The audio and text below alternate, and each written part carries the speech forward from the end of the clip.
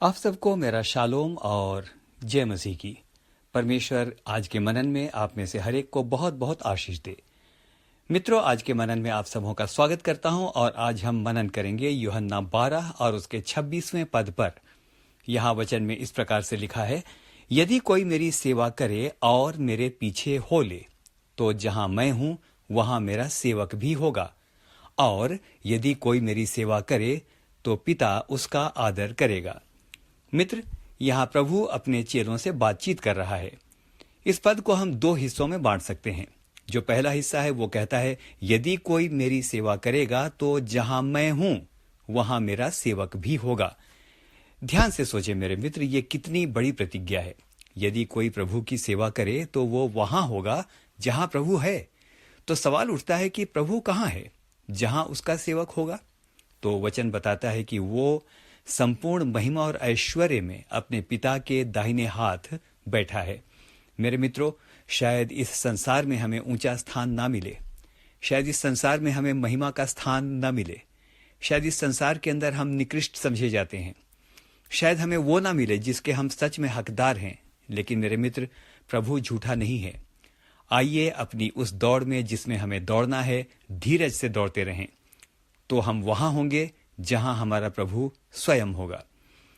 मित्र, आगे चलते हैं। आज मैं मुख्य रूप से बातचीत करना चाहता हूं इस पद के दूसरे हिस्से पर, जहां इस प्रकार से लिखा है, यदि कोई मेरी सेवा करेगा तो पिता उसका आदर करेगा। मित्र, यहां प्रभु यीशु मसीह एक बहुत ही गंभीर बात कह रहा है।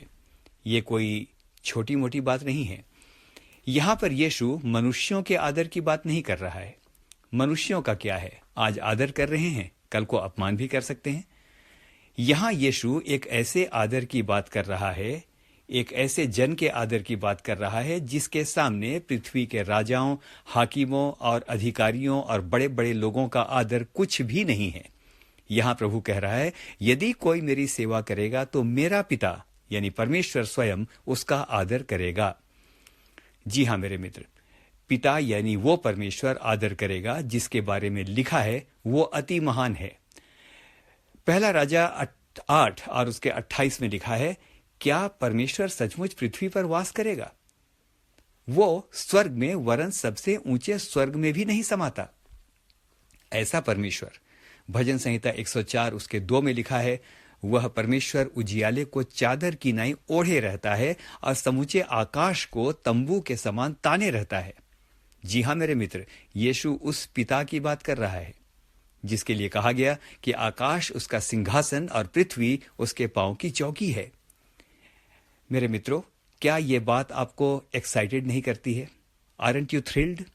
क्या आपको रोमांच नहीं हो जाता? क्या यह बात आपको बहुत उत्साहित नहीं करती कि आपका सम्मान कोई सांसारिक आदमी या नेता या अभिनेता या कोई बहुत बड़ी सेलिब्रिटी नहीं, लेकिन स्वयं वो महान परमेश्वर करेगा जिसने स्वर्ग और पृथ्वी को बनाया है। आहा, कैसी धन्य बात है ना मित्र। लेकिन आइए देखें कि वो कैसे हमारा आदर करेगा। वो क्या करेगा? हम क्या करें कि हमारा वो आदर करे? हमारी क्या पात्रता या एलिजिबिलिटी होनी चाहिए कि वो हमारा आदर करे?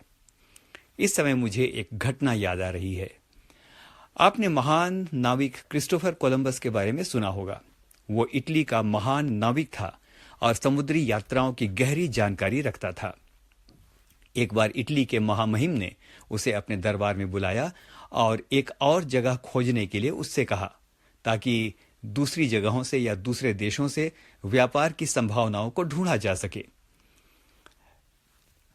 मित्र कोलंबस ने कहा, महामहिम, आज तक मैंने बहुत सी यात्राएं कर ली हैं और बहुत सारे नए नए देश मैंने ढूंढ लिए हैं। अब मैं सेटल हो गया हूं। मेरा यहां अपना भी बहुत सा काम है।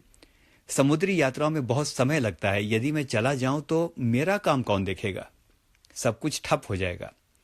महामहिम ने मुस्कुराकर कहा, तुम मेरा काम करो, तुम्हारे काम की चिंता मुझ पर छोड़ दो। मित्र, इतिहास बताता है कि इसके बाद क्रिस्टोफर कोलंबस लंबी समुद्री यात्रा पर अपने जहाजों के समूह के साथ निकल पड़ा। दरअसल उसे भारत की खोज करनी थी, लेकिन वो एक नई भूमि में पहुंच गया और इस भूमि को उसने नई दुनिया का नाम दिया। जो आज संयुक्त राज्य अमेरिका कहलाता है। इस नई दुनिया को खोजने के बाद या इस नई दुनिया की खोज ने यूरोप के लिए व्यापार के क्षेत्र में बहुत से नए रास्ते खोल दिए। मित्र, लगभग 1.5 वर्ष के बाद जब क्रिस्टोफर कोलंबस अपने देश वापस पहुंचा तो उसका भव्य स्वागत किया गया और राज दरबार ले जाया गया। राजा ने भी उसका बहुत राजकीय स्वागत किया और आदर सम्मान करके कहा, क्रिस्टोफर, मैंने तुम्हारे काम का भी बहुत ध्यान रखा है, जाओ और देखो। मित्र, जब क्रिस्टोफर अपने घर पहुंचा तो उसे बताया गया कि उसका सभी काम पहले से भी बहुत अधिक फैल गया है और बहुत अच्छा हो गया है, क्योंकि राजा की आज्ञा थी कि क्योंकि वो मेरा काम कर रहा है, इसीलिए किसी तरह से उसका काम भी रुकने ना पाए।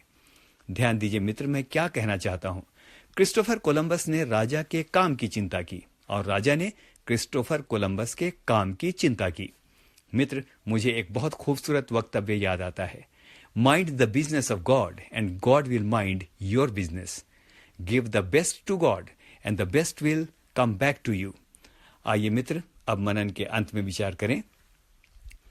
ध्यान दीजिए, राजा ने उसे दूसरे देश अपने काम से भेजा था, दूसरे देश है ना, और आश्वासन दिया था कि यदि वो उसका काम करेगा तो वह उसके काम की चिंता करेगा। मित्र, यही बात परमेश्वर ने हमारे साथ किया है। उसने हमें इस संसार में भेजा है कि हम उसका काम करें। निश्चय जानिए, यदि हम उसका काम करेंगे तो वो हमारे सभी कामों को ऐसे तरीके से संभालेगा जो हम सोच भी नहीं सकते। क्या मित्र, आपको ऐसा लगता है कि अपने बहुत सारे कार्यों में आपको वो सफलता नहीं मिलती या वो आशीष नहीं मिलती जो मिलनी चाहिए? एक काम करके देखिए, आज जब इस लघु मनन को आप सुन रहे हैं, एक निर्णय लेके देखिए, जिसने आपको भेजा है यानी परमेश्वर ने, उसका काम कीजिए और आप देखेंगे कि आपके कामों का प्रबंधन वो स्वयं अपने हाथों में ले लेगा और आपका आदर ही नहीं करेगा, लेकिन वो आपको बहुत अधिक उन्नत भी करेगा। व्यवस्था विवरण 28 और उसके 8 में एक आशीष की बात लिखी है जो मैं आप सबके लिए और अपने लिए पढ़ना चाहता हूं। लिखा है, यदि तू मेरी आज्ञाओं को माने, तो यहां पर लिखा है, तेरे खत्तों पर और जितने कामों में तू हाथ लगाएगा उन सबों पर यहोवा तुझे आशीष देगा। इसीलिए जो देश तेरा परमेश्वर तुझे देता है उसमें वह तुझे आशीष देगा। मेरे मित्र, बहुत आयत के साथ परमेश्वर हमें आज के इस मनन में आशीष दे, हम में से हर एक को संभाले। और आइए एक बार फिर से इस बात को याद करें और परमेश्वर को कहें, तूने मुझे इस संसार में भेजा है कि मैं तेरा काम करूं। दिन ही दिन में ये काम करना अनिवार्य है। तूने मुझे भेजा है कि मैं तेरा काम करूं और अब मेरे काम को, मेरे बोझ को, मेरी चिंताओं को तू संभाल ले। और मेरे मित्र, हाँ और आमीन के साथ कहना चाहता हूं, वो ऐसा ही करेगा क्योंकि वो अपनी प्रतिज्ञाओं में सच्चा है। आमीन और फिर से आमीन।